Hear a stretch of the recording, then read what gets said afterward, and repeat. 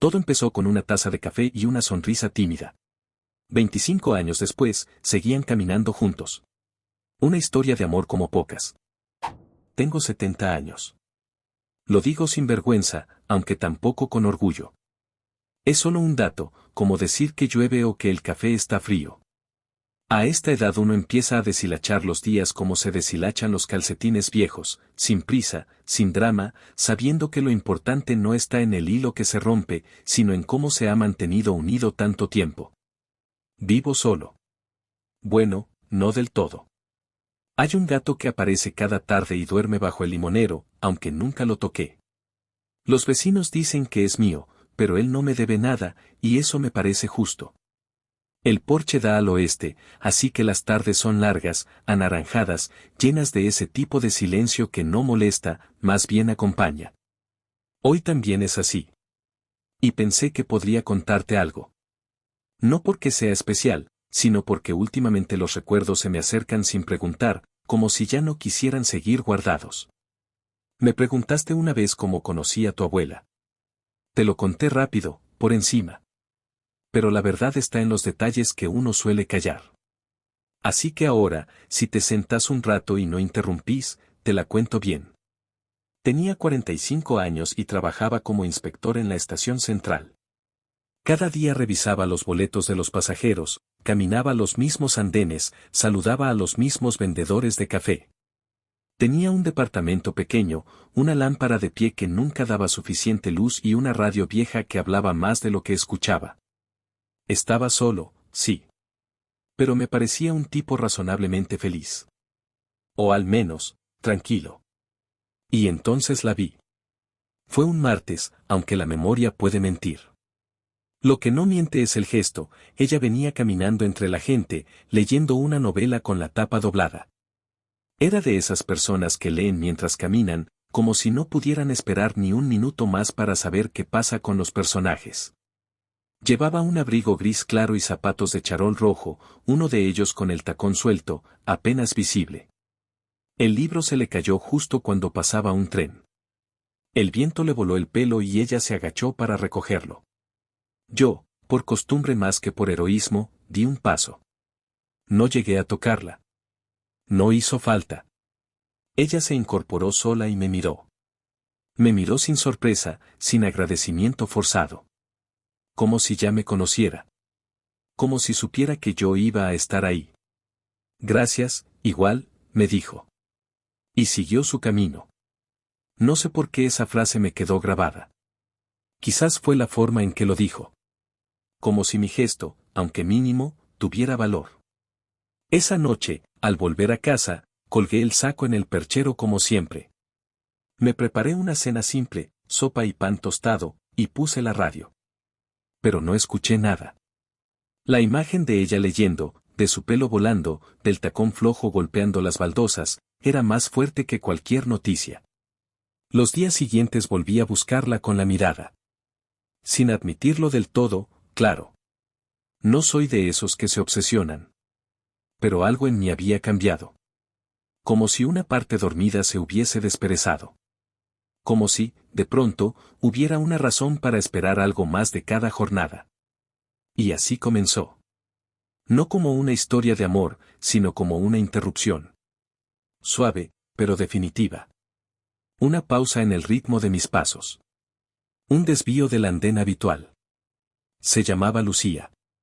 Lo supe un jueves, cuando alguien en el andén la saludó por su nombre y ella respondió con una sonrisa que parecía haberse ensayado toda la mañana. Lucía.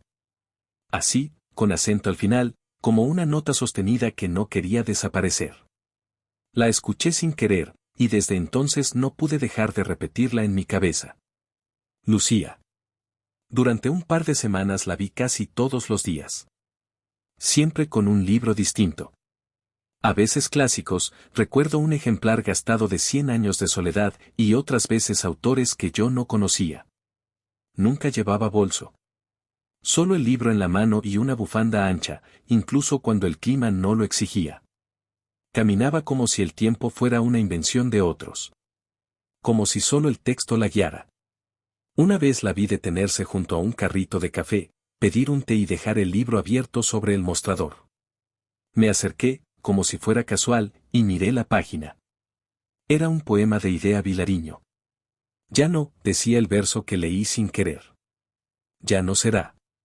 Me sentí culpable por espiar, pero también conmovido, como si algo íntimo se hubiese desbordado sin permiso. No le hablé. No sabía cómo.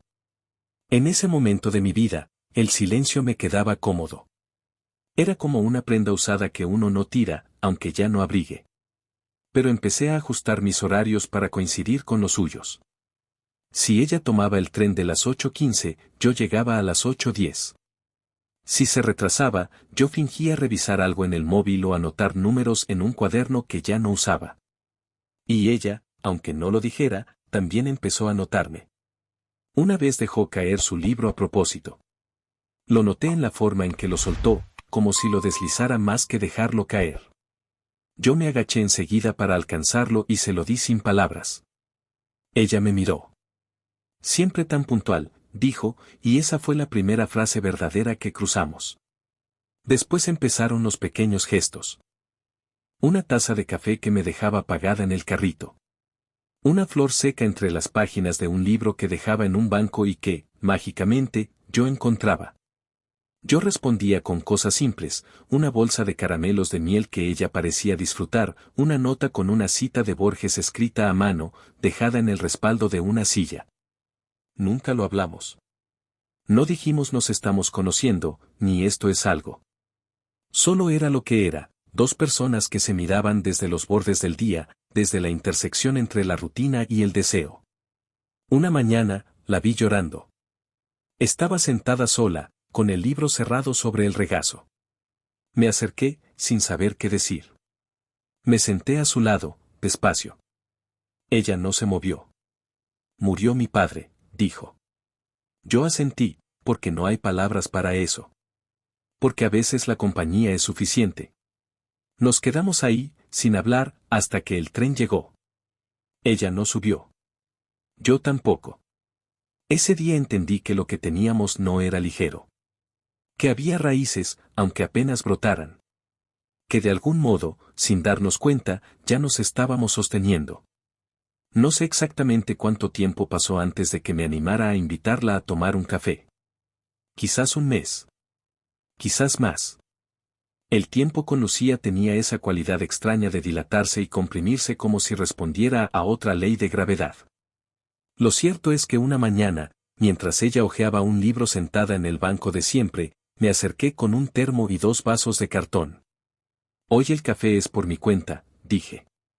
Ella levantó la vista, sonrió apenas y aceptó el vaso como si ya supiera que iba a ofrecérselo. Gracias, dijo. Aunque me gustas más cuando no hablas tanto. Nos reímos. Fue la primera vez que la vi reírse así, sin control, con esa risa que te obliga a cerrar los ojos un momento. Me gustó ese detalle. Me gustó pensar que yo podía provocarlo. Ese día no hablamos de nosotros. Hablamos de un cuento de Benedetti, del calor excesivo para abril, de un vendedor que siempre se equivocaba con el cambio. Fue como caminar por un sendero ya conocido, pero con alguien que lo ve por primera vez. Y todo parecía nuevo. Después de eso, nos encontramos más seguido, aunque seguíamos pretendiendo que era casualidad. Ella llegaba al andén con 2 libros, uno para leer y otro para prestarme. Me los dejaba sin ceremonia, como si no importara si los leía o no. Pero yo los leía. Todos. Subrayaba frases que me hacían pensar en ella. Escribía fechas en los márgenes, como si eso pudiera conservar algo del momento en que los estaba leyendo. Un sábado la invité al Museo Ferroviario. No fue un gesto romántico, al menos no en la forma tradicional. Pero sentía que debía mostrarle algo de mi mundo, de ese mundo lleno de rieles, ruido metálico, y vagones detenidos que alguna vez tuvieron rumbo. Ella aceptó con una alegría que me desarmó. Caminamos entre las máquinas viejas, ella con su andar liviano y sus preguntas inesperadas. ¿Crees que los trenes sueñan con moverse de nuevo? Me dijo, tocando una locomotora oxidada. Yo no supe qué responder. Pero desde entonces, cada vez que veía uno de esos trenes detenidos, pensaba en sus palabras. Y me daban ganas de arrancar, de moverme. De no quedarme donde siempre estuve. Una noche fuimos al cine. No recuerdo qué película vimos. Recuerdo, en cambio, que ella apoyó su cabeza en mi hombro durante un segundo, uno solo, y después volvió a sentarse derecha, como si se hubiera disculpado con el gesto. Pero ese segundo fue suficiente. Suficiente para saber que no estaba solo en esto. Y entonces, como suele pasar, algo cambió. No fue un beso, ni una confesión. Fue un gesto pequeño, me tomó la mano en la fila de la panadería. La gente pasaba a nuestro alrededor. Nadie miró. Nadie supo. Pero su mano en la mía era como una puerta que se abría sin ruido, sin llave. Una puerta que llevaba a un lugar donde, por fin, se podía estar. A partir de ahí, todo fue más claro. No más fácil, pero más claro. Empezamos a vernos en lugares que no eran estaciones. En cafés, en librerías, en mi casa incluso, donde ella dejaba su bufanda colgada en la silla, como quien planta una bandera silenciosa. Yo seguía teniendo miedo. No por ella, sino por lo que esto podía despertar en mí. Porque cuando uno ha estado solo tanto tiempo, el amor no siempre llega como alegría. A veces llega como una sacudida. Como si la vida te dijera, desperta. Aún no terminó. Y yo, por primera vez en años, tenía ganas de estar despierto.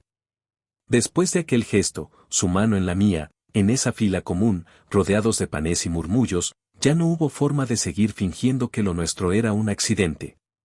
No hablamos del asunto, porque ni ella ni yo éramos personas de grandes discursos.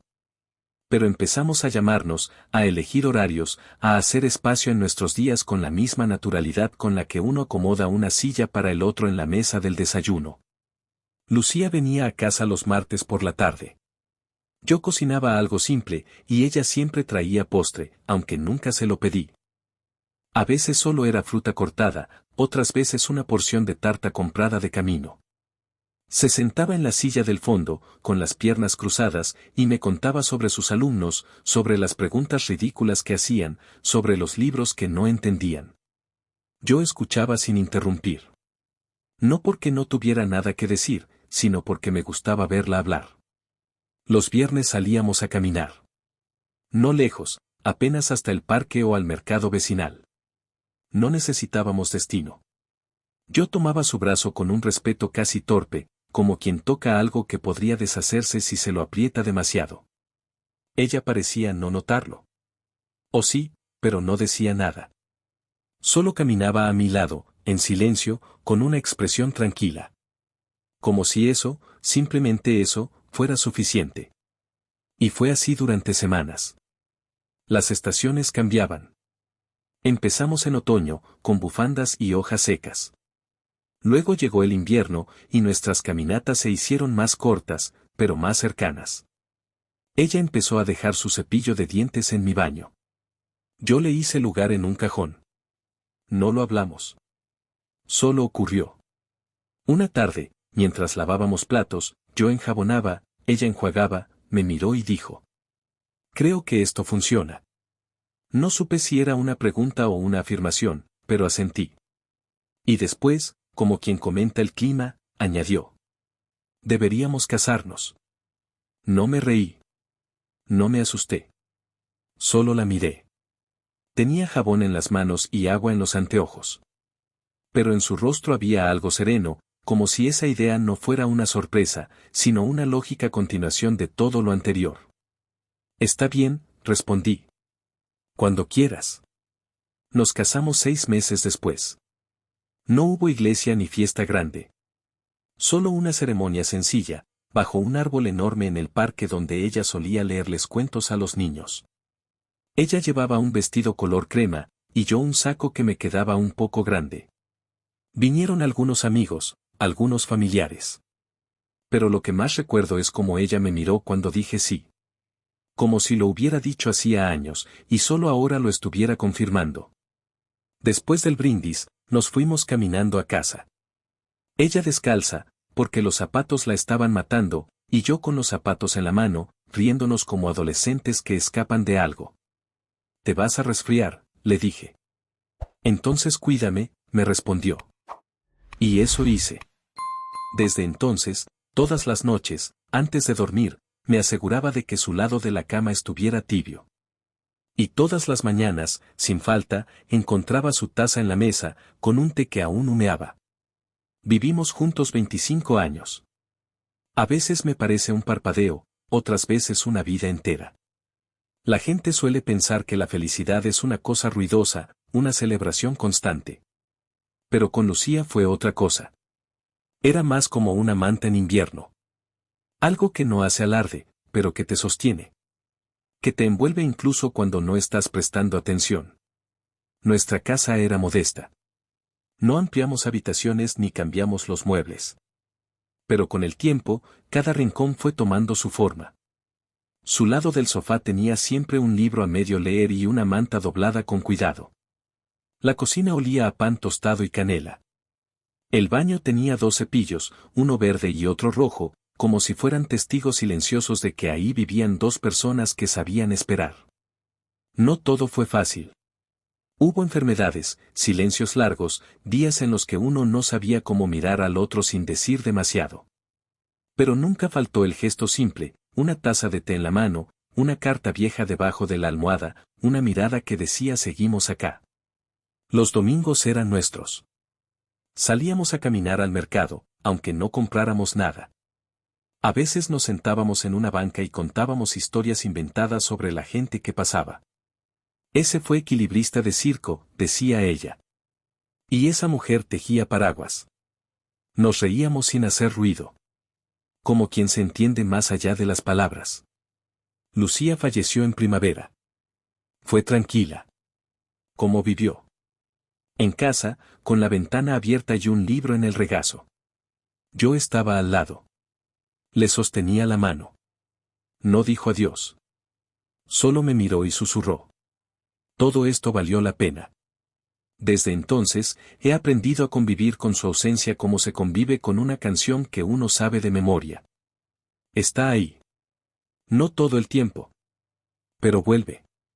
En el olor del café. En una bufanda olvidada. En la forma en que la luz entra por la ventana.